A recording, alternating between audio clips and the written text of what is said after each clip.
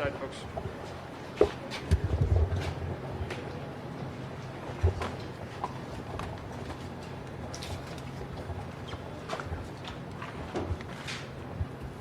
Very much appreciate this time. And we're good friends. We've been friends for a long time, and we're working together very closely. I'm honored to be with you today to discuss the unprecedented actions my administration has taken to support our treasured Native American communities. Together, we're fighting for everybody, but we're fighting this horrible coronavirus. It's a tough opponent, but we're winning, and we're starting to see our country come back. It's been a very exciting few days. We're starting to see it all come back. We're improving the lives of Native American families and tribes more than any administration has ever done by far. We're grateful to be joined by Governor Doug Ducey, and thank you very much, Doug, for being with us. Thank you, Mr. President. Secretary Eugene Scalia, thank you. Eugene. Pleasure. Senator Martha McSally, who's doing very well. I hear things are very good. You're doing great. Thank you, Martha. Vice President of Navajo Nation, Myron Lizer, and by the way, we appreciate it very much. And you know, there's two ways of saying that name. They told me outside, but I always think of it as Lizer. So how do you like it? How do you like it? That's what I thought. Okay. Thanks, Myron, very much. And Second Lady, thank you very much for being here. We really appreciate it. The Navajo Nation has been very special to a lot of people, and it's certainly been very special to this state. And the relationship, Doug, I think is extraordinary, isn't it? When you get right down to it. So thank you very much, and we very much appreciate it. Native Americans have been hit hard by the terrible pandemic. Over 2,000 members of the Navajo Nation have tested positive for the coronavirus, and tragically more than 70 have lost their lives.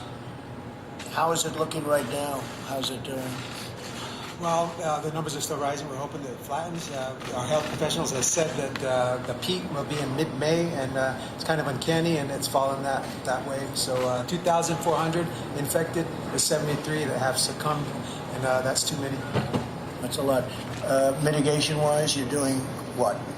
We have shut down enacted a 57-hour curfew over the weekend. Our people love to travel out to the border towns off the reservation. Recently, the National Guard came in and shut down Gallup under a new mayor leadership in Gallup, New Mexico. So they've been on lockdown for 5-6 days now, and so that's helped. But our people are readily going to other border towns like Flagstaff and Farmington, New Mexico. So I think the supermajority are obeying and staying home. Well, what we're doing, you know, we're bringing these two. These are very hard to come by because they're very popular. This is done by Abbott Laboratories, and we're bringing them for you. And these are the quick tests, and they're very accurate and very fast.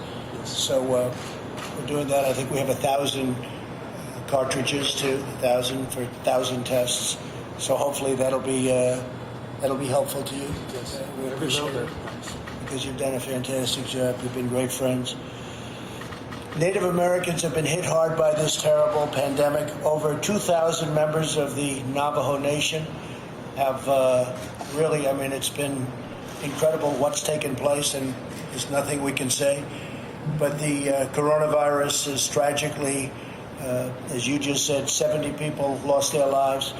The administration is deploying the full resources of the federal government to support and protect our Native American communities in this very grave time of need. And I know that I think I can speak very strongly for Martha and for the governor. We're full hands on deck, and you're working very hard. I know that, Doug. Work very, very hard. And even Department of Labor. It's been working very hard with everybody that's in this room and everybody that needs to be, right? Anything you have to say, by the way, Gene, while you're here, please? It's a pleasure to be here. It's wonderful being on the road again, as you know, Mr. President. And then great being in Arizona, which is such a spectacular state. And the Native American communities here are such a great part of the state and really our nation and our nation's heritage. So it's so good to be here. I know, Mr. President, you have an important announcement to make today about additional things we're doing to help these tribal governments. And we're certainly doing all we can at the Labor Department to implement the legislation that you signed. You got enacted so incredibly quickly. People forget, 3 weeks in March, 3 major pieces of legislation with paid leave, with unemployment benefits, and with the Paycheck Protection Program to put us in position to get going again. And now, Governor Ducey and I were just talking about it, we're reopening. And it's a wonderful thing to see. I think we're well positioned. And I think, Mr. President, with your leadership, we're going to get back to where we were just a few weeks ago. Things were going so well. And we'll get there. We had a nice conversation, the governor, vice president, second lady, and I, a little while ago, talking about some of the things we're doing at the department. I mentioned these dislocated worker grants that are made available also to tribal governments. So I urge you to look into that and see if we can help you with that. And I'd like to introduce also the governor, Stephen Lewis, who's been terrific and working with us very hard. Thank you very much, Stephen. It's fantastic. We appreciate it very much. How is it going? Well, it's going to a point where we're trying to keep beyond the curve as well. We're located just not far from here, our traditional lands and our reservation land base. That's Gila River. Gila River, home to one of the flag raisers on Mount Suribachi, Ira Hayes. Right. And that's beautiful territory, isn't it? It is. Thank you, President. But it's how are you doing in terms of the amount? What are your numbers now, as of today? What are your numbers? Our numbers, we've tested over 1,000. We've had about just over 1,100 tests. We've had 1 fatality. We have 44 positive tests. Our tribal community is around 23,000 members. So we are keeping ahead of the curve, but I know testing is a big issue. And also, thank you for working with your administration on getting one of the Abbott analyzers as well. We were one of the first tribes to get one as well. And then also working with Governor Ducey, getting 5 ventilators as well. That's right. We run our own health care, independent of the Indian Health Service, Gila River Healthcare. That's great. And so we hire our own doctors, we put our own communities members to work, and from other tribes as well. And so we're taking care of our own tribal members on this. We have we have an incident command that we've started as well. All of our departments are collaborating for one purpose, and that's to keep our community members safe, Mr. President. It's fantastic. Good. And you'll have the ventilators there soon, I know, right? Knowing Doug, they're good ventilators too, aren't they? Yes. Right? They're really good. Weeks ago, I signed the CARES Act, which includes $8 billion to help tribal governments, and I want to thank Senator McSally for fighting hard to get those funds and get them here and get them to a lot of different people all over the country, including to the folks in this room. So I want to thank you, Martha. You've done a fantastic job. You really have. This is the single largest investment in Indian country in our history. So the amount of money that's being sent to Indian country, as we call it, is the largest amount in the history of the U.S., and you deserve it, and you've been through a lot. The Navajo Nation will soon receive over $600 million. That's a lot. Should I renegotiate that? Can we renegotiate? Only if we go up. He said only if you go up. I understand. I've heard that before. The Lihu River will receive, and I think you probably know all about this, but we're giving you some information, $40 million. And you're going to use that very well. I know that because I know you.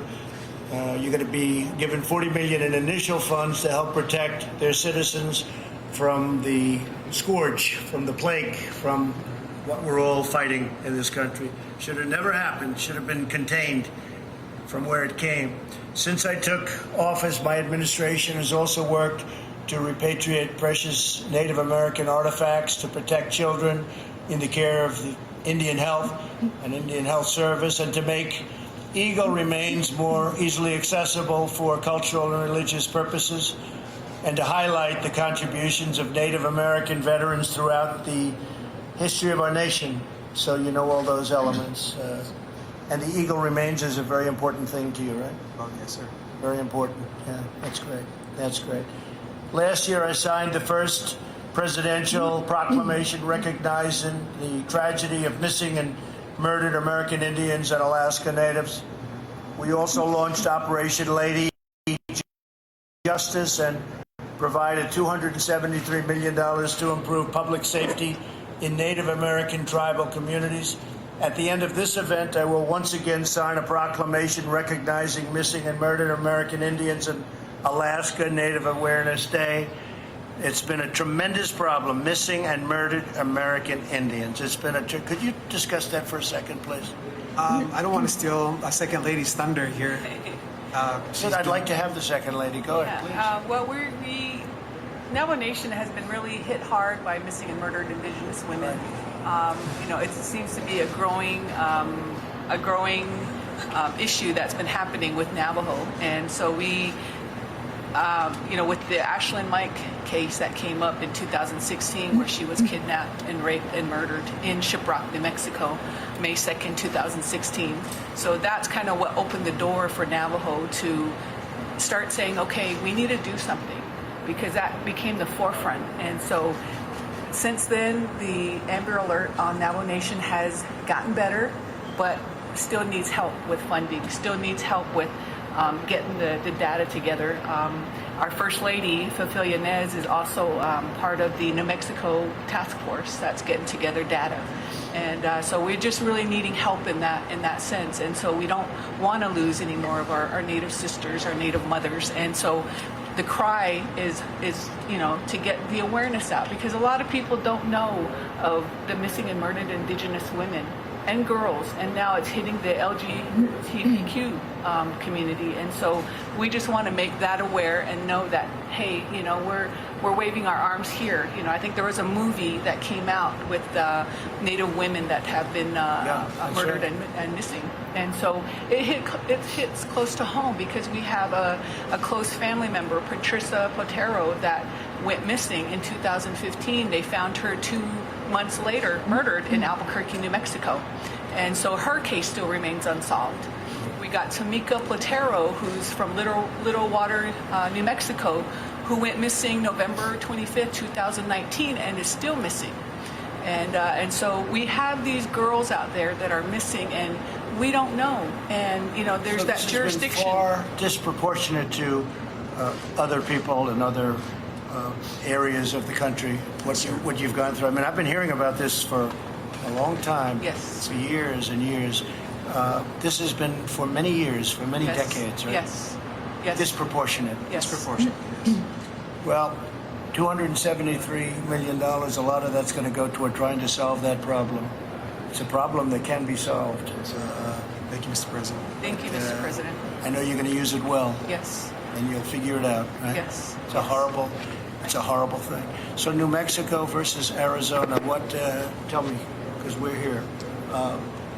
Where are you going to be, where's the problem worse?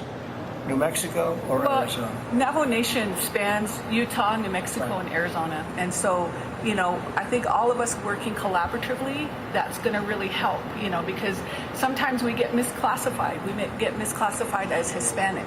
And so I think there was a Hopi girl that had been murdered here in Phoenix, and they classified her as Hispanic. And so a lot of times, the people don't know. So I think with the more talks out there, that people will, start to. Is there a certain area, though, or you have the 4 states? Is there a certain area where the problem is exacerbated or worse, or is it? Well, I think it's just all Indian country, Indian country, whether it's Alaska Native or Navajo or Hopi or Gila River, it's all over. It's a very big problem in Alaska. Yeah, Mr. President, if I could add to that, just recently in Farmington, New Mexico, there was an Anglo woman who was abducted, and I'm most certain she came across the Navajo Nation and was found murdered in near Flagstaff, Arizona.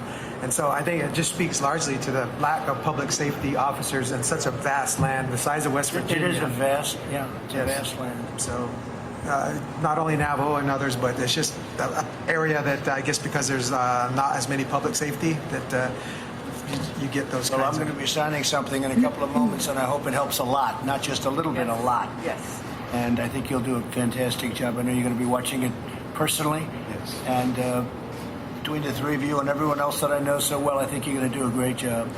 And so go get them. Thank you, Mr. Go do President. the job. I'd like to maybe finish off with the governor. Great governor, you're doing a phenomenal job. What do you have to say, Doug? Well, my mic thankfully is working. First, I want to say thank you, Mr. President. We're thrilled that you're back in Arizona, especially to talk these specific tribal issues. I want to say to Second Lady Leiser, to Vice President Leiser, to Governor Lewis, this focus that we've had on our tribal nations, first and foremost, around the coronavirus, with a special shout out to Senator McSally, who advocated for these ventilators that were so needed on Navajo Nation. Please extend my best to President Nez, and I'm so grateful, Mr. President, that you took a personal interest in getting these ventilators to Navajo Nation. And I'm proud, Mr. Secretary, in Arizona, our legislature, both Democrat and Republican, last year signed HB 2570. And Second Lady Leiser, I want to give a personal thank you to you. This was the bill to address missing and murdered indigenous people. And what we hope to do in Arizona is to reduce and eliminate this scourge that we have on our native nations. And in Arizona, we have 22 tribal nations, and 75% of the Navajo people reside in the state of Arizona. So that was a positive thing that we could get done last year. And Governor Lewis, I want to say to you, another positive thing in addition to the HB 2570 that we passed, it was also unanimous, was the drought contingency plan to address Arizona's water future. You were a real leader on that, and for that I'm grateful. Thank you for being here to celebrate these accomplishments, Mr. And you know, one of the other accomplishments we have is in Arizona and a lot of other states, we're building a wall, and you're finally getting what you need. And interestingly, California's calling, because in bordering towns, as you know, in Mexico, they have a very big outbreak of the coronavirus. And California's calling, saying, you got to help us. Those are not calls that the media knows about, but that's the facts. And in Tijuana, right along the border, they have a tremendous outbreak. And we have just completed 172 miles of wall. And it's real wall, not the kind you were having built over the years that were sort of scoffed at, right? And we've done a lot in Arizona, and the people are letting us know they're so happy, they're so thrilled about it. It's made a tremendous difference, and we've had one of the best months ever in the history of our country for not having people come in that we don't want in our country. We want to have the people that come in the right way. So you see the numbers are about the best we've ever had in the history of the country. So it's good, but we're getting that done. I guess you see where they're doing it? Yes. Yeah, it's been a big thing. We're up to 172 miles. We'll have it completed early next year. So it's been something. Okay, I'm going to sign this. I want to just congratulate you, Myron. Yes, sir. Thank you. I want to congratulate you, Second Lady. That's so fantastic. Thank you. And I want to congratulate you for also, because I've been in that vicinity, and it's one of the most beautiful places you can imagine. So congratulations very much.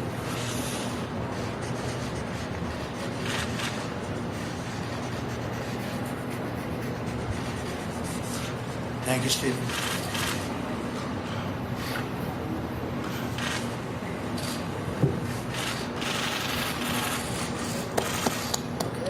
Mr. President, what are your thoughts on winding down the coronavirus task force? 1 second, Jim. Yes, sir. Oh, sorry.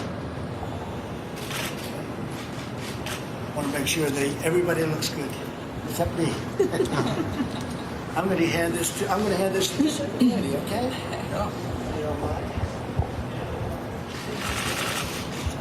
Mr. President, I want to thank you. Go ahead, please. I want to thank you again. I'm Stephen, go ahead. I'm wearing my red ribbon in remembrance of this significant moment for missing and murdered Native Americans. And again, I want to thank you for making such an announcement today and for signing an important document to commemorate the National Day of Awareness. And I know that your administration also made another very important announcement today regarding the Coronavirus Relief Fund.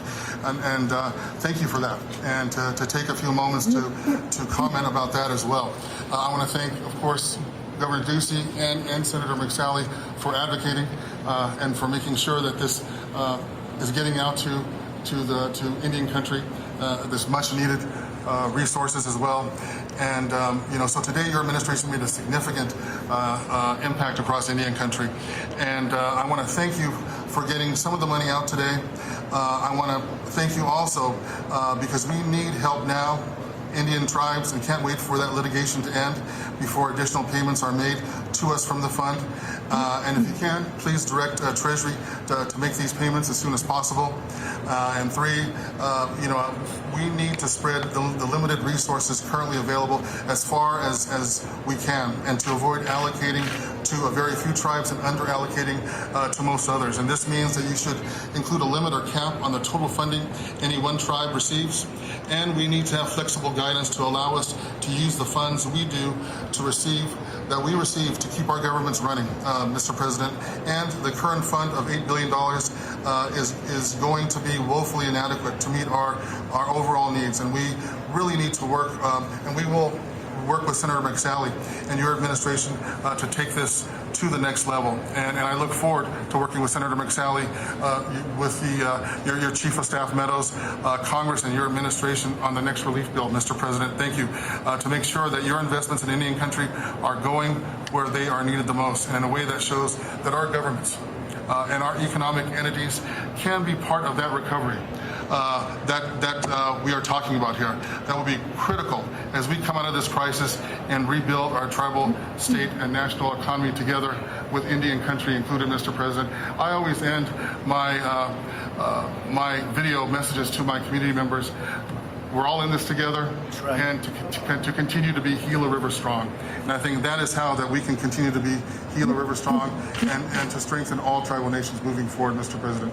Thank you very much, Stephen. I appreciate it. I have to say, Myron Lizer and I have dealt, and our people have dealt together very closely, and the Second Lady, and a lot of progress has been made, and we'll continue to make a lot of progress. I think you'll see that, and I think you're going to see it not only here but in the future. Thank you very much, and I appreciate it very much. Thank you. Thank you, Governor. Thank you, Mr. President. And I don't have to thank you. You're with the administration. He has good genes, though. He's got good genes, right? The Scalia genes. You don't get better than that, do you? They're good. Mr. President, on winding down the task force, Vice President Pence said there are discussions underway about winding down the task force. Is that a good idea during a pandemic? Well, I think we're looking at phase 2, and we're looking at other phases. The country's starting to open up. The task force has done a phenomenal job.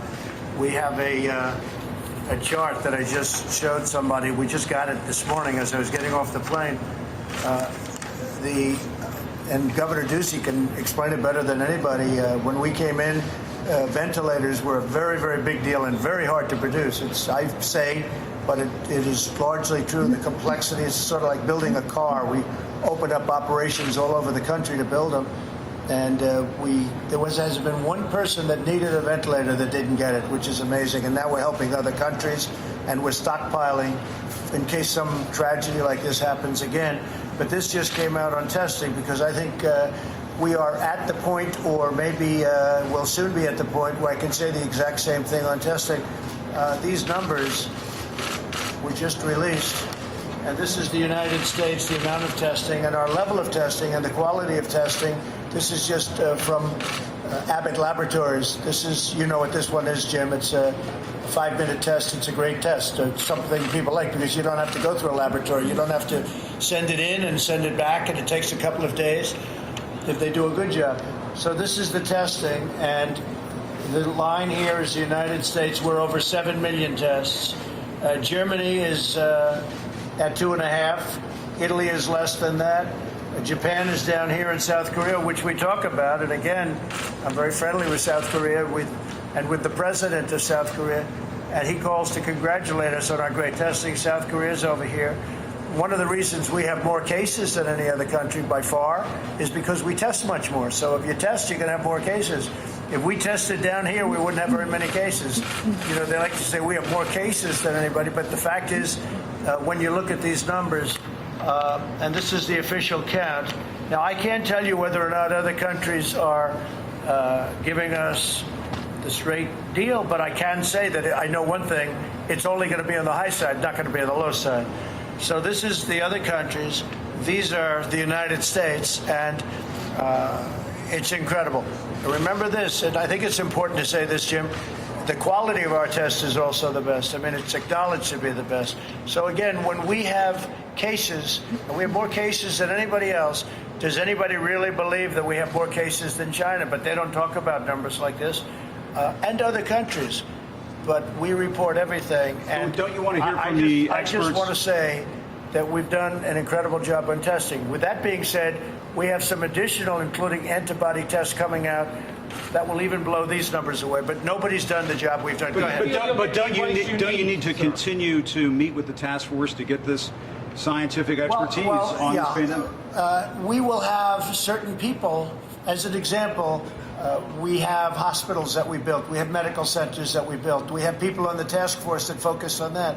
We have people on the task force that's focused exclusively on ventilators. Well, we have more ventilators now than anybody in the world, and we're helping France, as you know. We're helping France, Italy, Spain, Nigeria. We're giving, I think, 250 to Nigeria.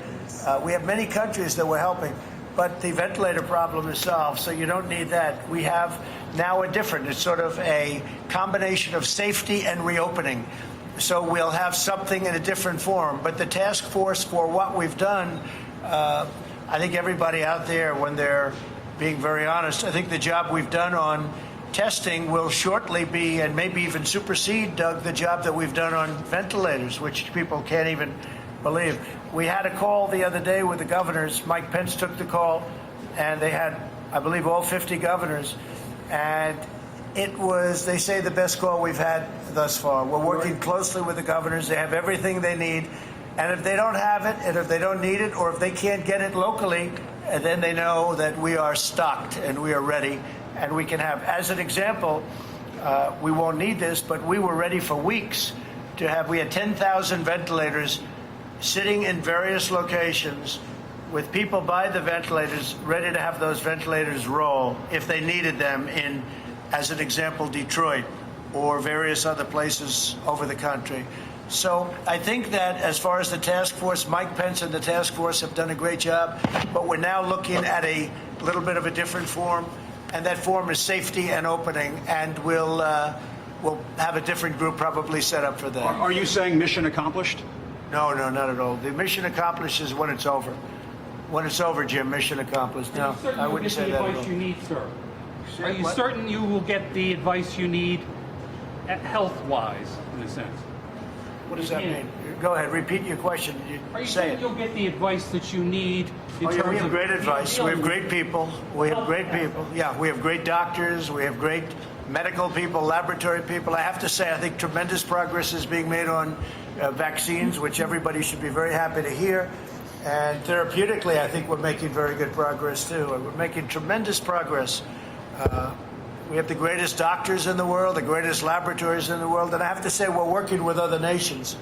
We're working with UK, we're working with Germany, we're working with various other nations who are very advanced and doing a good job. I think therapeutically and also from the standpoint of laboratories, we are laboratories as it pertains to vaccines. We're doing very well. I'd love to see a therapeutic answer even before the vaccine, because we could take care of people that have a current problem or dilemma. But therapeutically and for the vaccines, a tremendous amount of progress. Oxford, Johnson & Johnson, incredible places are doing, I think, a really good job. And they're very advanced, but we have to now see. We're going up to that very delicate final stage with a number. I think a number of other countries are also doing quite well, my people say. And just so you know, working very closely with other countries, and whoever gets it first, my hat's off to them. We're not looking for first, second, or third. We're looking to get a vaccine that works. And progress has been made. Mr. President, just to follow up on Jim's question, with the doctors saying that there might be a recurrence of coronavirus in the fall, can you just explain why is now the time to wind down that task force? Well, because we can't keep our country closed for the next 5 years. You know, you could say there might be a recurrence, and there might be, and you know, most doctors or some doctors say that it will happen, and it'll be a flame, and we're going to put the flame out. We've learned a lot. You know, we've learned a lot about the coronavirus.